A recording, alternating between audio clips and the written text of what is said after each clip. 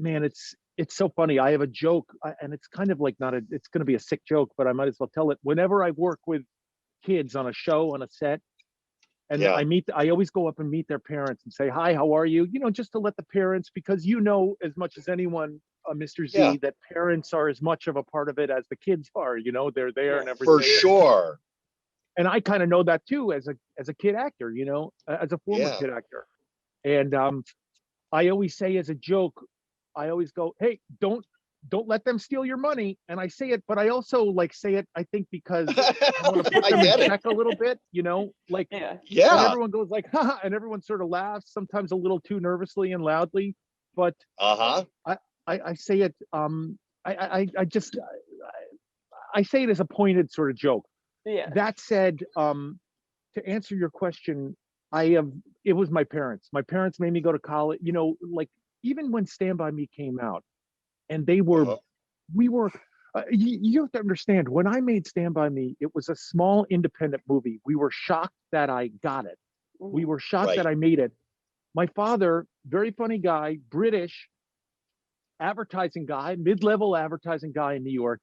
I came home from the summer in Oregon and I said, oh, Dad, it was so cool. They had a crane shot and they let us ride the crane. And then for the dead body in the scene, they had a dummy, but it didn't look real. So they used a real guy and they put a beetle in his mouth and the beetle bit his mouth. And I was telling my father all these stories because my father was with me.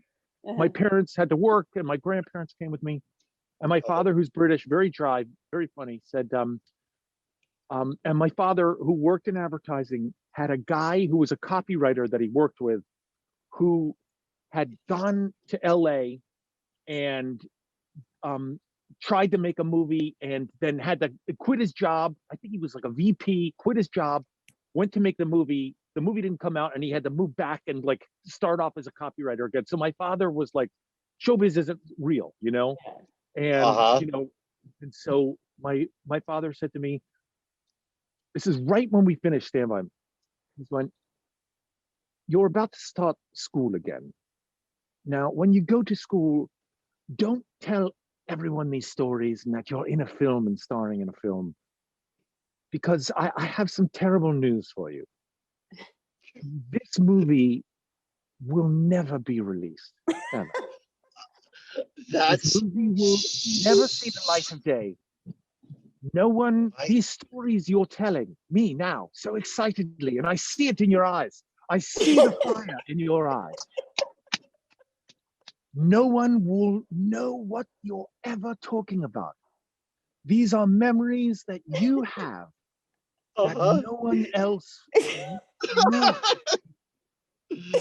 And if you are to make it in this life, you must expect nothing. Absolutely nothing. You must enjoy the process. You must have a good time, have a good attitude during the process, and then know when it's over, no one will ever see it, ever. And then you went on to Hogwarts after that. I tell you, he told me that, and I was a little devastated. I was like, "You've got to be kidding me!" And but he actually, in a weird way, prepared you for the potential for things to not work out, and then also the excitement for when they do. Sorry, Danny, what are you saying? No, I think I love this guy. I feel exactly the same way. I mean, honestly, I'm pitching a show right now, and I felt myself and the guy I'm writing with it, Zachary, and we were getting really excited. And I felt the need to sort of tell him, and it's a guy with a lot of experience, by the way. And I felt the need to just say to him, it's like, it's great that that it's going this well right now. It's probably not going to happen. Just know that. And I felt like a dick.